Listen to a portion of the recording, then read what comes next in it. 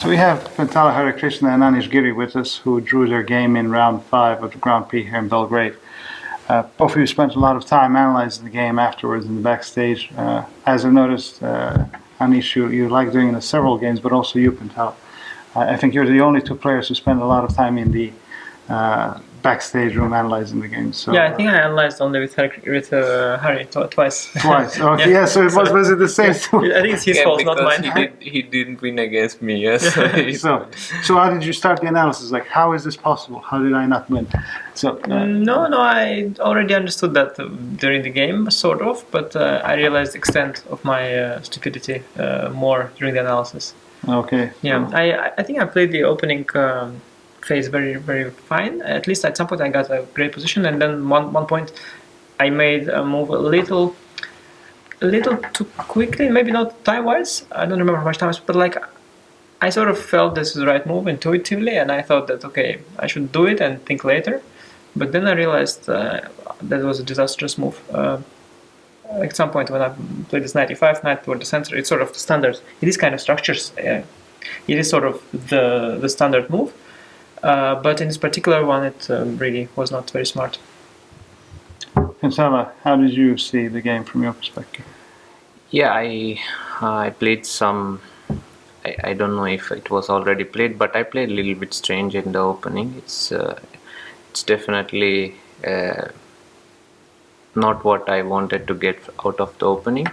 I think the move order was quite important to have a nice position for white with knight e2 instead of knight e5 perhaps. So I was happy after this, and actually I from passive position where I had to defend, I could I got the pawn. I managed to bring the pawn to c4.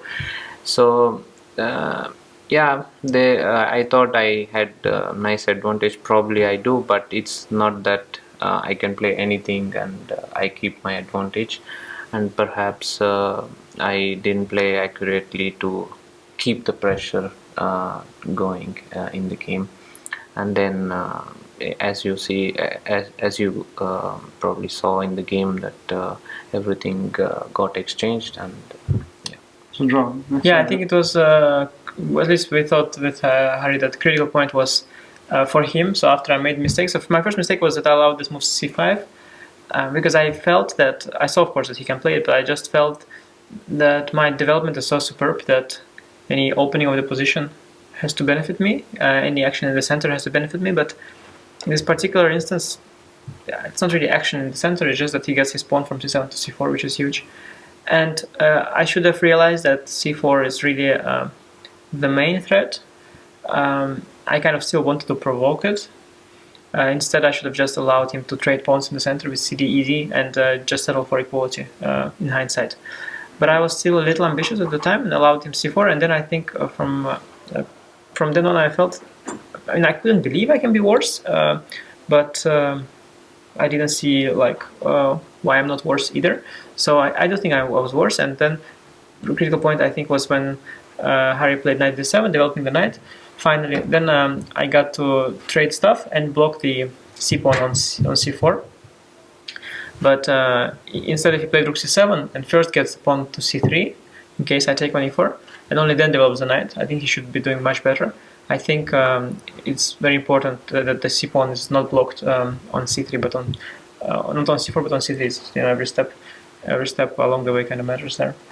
So, sorry, Pentala, you wanted to add something? Yeah, I mean, I just want. I mean, in the game, like after c4, you can see that all my pieces are on 8th rank. So it's normal to like from white side to feel that, you know, it's doing great because all white pieces are developed in yours as well. Yeah, but yeah, c4 pawn is kind of compensating that. Yeah, and I think my bishop on b2 in this instance, like it's very often it is developed on b2 very well on this long diagonal, but in this instance, after the pawn comes to c4, the bishop belongs on h4 via c3 e1, and then b2 is actually worse than on d2. So like I sort of realized all these things, but a little late. Only too late. Only too late. Yeah, now I understand exactly what went wrong in my thinking process. But during the game, I didn't realize it right away. But you mentioned in the beginning that you felt that one of the moves was right, and you played it, maybe you said, too ambitiously, too optimistically, because you felt it was right and it's logical in that position, but in hindsight you saw it was wrong. How difficult is it to not play the move which you feel is right, which is logical in the position, and when you feel there's a move tempting you to play, so say, quicker than you would play any other normal move. So when you feel that temptation, how difficult is it to hold it back, not to rush? Well, usually when I feel in the early middle game, let's say, that the move is good, it's often is good. So that's why I think generally it's a good idea to follow your instinct as as a top player, and all top players, they should follow their instincts and then see what happens in the end. But in this particular position, I was misled by my pattern recognition. It was similar to positions that I was familiar with, but there were a few differences, and I wasn't really able to grasp them at the time. So sometimes your pattern recognition is slightly off, and that's what happened today for me. Pentala, what about your pattern recognition? This was Anish was talking, when you feel that the move you're tempted by a move, and it kind of tempts you to rush a bit.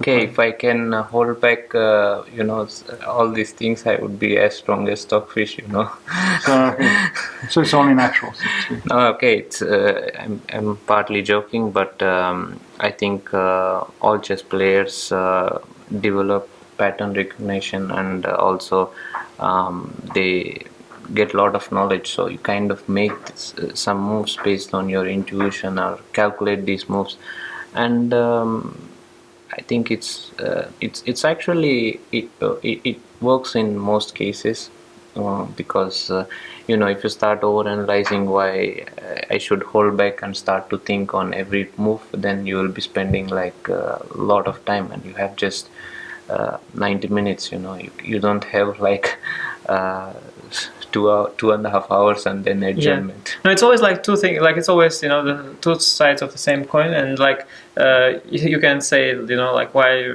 don't you sort of double check? But at the same time, very often people complain that they thought too long, didn't trust their intuition, and it was a mistake. So it's always finding the balance. Yeah, I mean, well, getting lucky, to be honest. You just do what you do and then hope it works out, because there's no universal rule. It's like for everything like that, there's a case where it works and there is a case where it doesn't. So yeah, I mean, it's not like I think but there is always a small percentage of chance that you will be wrong, or you can go wrong at some point. So it's normal. Quite high percentage, I think, looking at our games. So the percentage that we are wrong is very high. Okay, like looking at your results overall in history, many would question that. But all right, so we're 5 rounds in. We've been talking today with players about how they're feeling about the atmosphere here in the tournament, and obviously these are strange circumstances we're playing it in globally, but in terms of this tournament and conditions here, how satisfied are you? Is this right for you here? Are you comfortable here in Belgrade? Pentala, I'll ask you, because you're the native as well here, but partly. I mean, I lived here, so I'm familiar with the city, and for me it's fine. The organization is good. Everything is good here. Of course, my wife couldn't come because she's in Prague, so it's kind of short castle kind of thing. I came to her city and she's in Prague, and of course it's hard. It's hard to. It's not easy to focus, let's say, given the situation and what's going on. I try to play decent chess, I would say. Just I lost the first game, but otherwise my games are fine. Anish scored +2 so far, and he's leading the tournament. I mean my group. So for me, play-wise, I should improve, and I don't have any excuse for that. It's just my play that I should work on. And there's one more game, and I'm sure that There's also close tournament simultaneously going on from today, I think. Yes, it is. So Today. it's a good thing that Serbia is hosting such big events after a really long time, and I'm very glad that that there is GP and the close tournament here in Belgrade, and I hope to see more events happening here. Yeah, just to add, so for those who are not maybe following that closely, it's a big burger tournament. We have various players, very strong players, 16. Yeah, very young, promising players, and also I think the full Serbian team. He's playing, yes. Yeah, which I think is sort of yeah, that was a great good idea. practice for them, for sure. European individual, I think. For sure, because often one thing is to host an event like that, which is good for development of chess in general, like rather abstract. It is, of course, but it's also nice that next to that they've organized an event for Serbian players as well, which is good for Serbian chess in a more short term as well. So for sure, very good. And in terms of our organization, of course, the organizers are never responsible for the situation in the world. Yeah, so that aside, of course, the hotel is very good. That's what they respond. The hotel. For sure. In terms of organization, we play and eat in the hotel, and it's a good hotel. Of course, if you eat the same food same restaurant every day, after like many days in a row, it gets repetitive. So yesterday on the rest day, we went outside to the center, and there were many great places, and it was really pleasant to have a walk in the center. I'm happy you enjoyed it. Thank you both so much. Thank you, and good luck with the rest of the tournament.